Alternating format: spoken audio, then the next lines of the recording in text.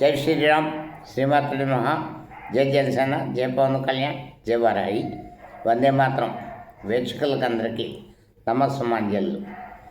మనిషి మేధస్సు పెరిగే కొద్దీ కృత్రిమ మేధస్సులు వస్తాయి, అనేక ఆలోచనలు వస్తాయి. అందులో భాగమే సాంప్రదాయ సంగీతంలో భాగంగా దానితో పాటు కొత్త వెర్షన్ డీజే.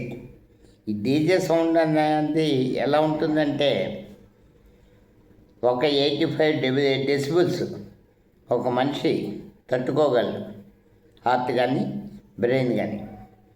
ఇది 100 డెసిబుల్స్ మ్యాక్సిమం, కానీ ఇది 200 డెసిబుల్స్ అంతకు మించి ఉంటుంది, వికృతంగా ఉంటుంది. ఎందుకంటే మనం సమాజానికి చెప్పలేము, వాళ్ళ ఇష్టానుసారం పెట్టేస్తారు సౌండ్. ఇందులోని మ్యాక్సిమం మనం ఎంతవరకు తీసుకోగలం అంటే దానికి మించిపోయి, శక్తికి మించిపోయి ఉంటుంది. ఎందుకంటే ఇది భజన పాటల్లో కావచ్చు, రాజకీయ పార్టీల పాటల్లో కావచ్చు, లేదా ఇతర విషయాలు అవ్వచ్చు. కానీ ఇక్కడ తీసుకోవాల్సింది ఏంటంటే,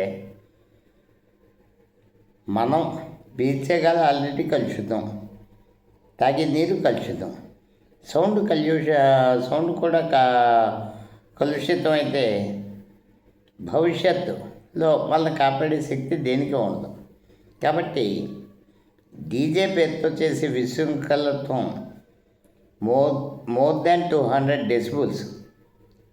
దీన్ని ఎవరన్నా వ్యతిరేకంగా మాట్లాడితే వారిని సంఘ విద్రోహ శక్తులుగా పరిగణించే పరిస్థితి వచ్చింది. ఆల్రెడీ డీజే వల్ల ఎంతోమంది పిల్లలు అనారోగ్యం పాలవుతున్నారు, ప్రాబ్లమ్స్ గురవుతున్నారు. ముఖ్యంగా వినాయక చవితి మండపాల దగ్గర ఈ డీజే సౌండ్స్ వల్ల, అలాగే ఇతర విషయాల్లో, ఓన్లీ హిందూ మతంలో కాదు, మసీదుల్లో కానీ చర్చిల్లో కానీ 85 డెసిబల్స్ నుంచి వచ్చే శబ్దాలు ఎంత ప్రమాదకరమో. మనం బాగున్నాం, 55 ఏళ్ళు దాటిన వాళ్ళం బాగున్నాం అంటే మనం తిండి అంటే గత 20 ఏళ్ళు బట్టి, 20 ఏళ్ళ క్రితం వరకు మంచిది కాబట్టి బాగున్నాం. ఇప్పుడు జనరేషన్ గురించి ఆలోచిస్తే ఈ సౌండ్ పొల్యూషన్ అనేది చాలా హానికరం.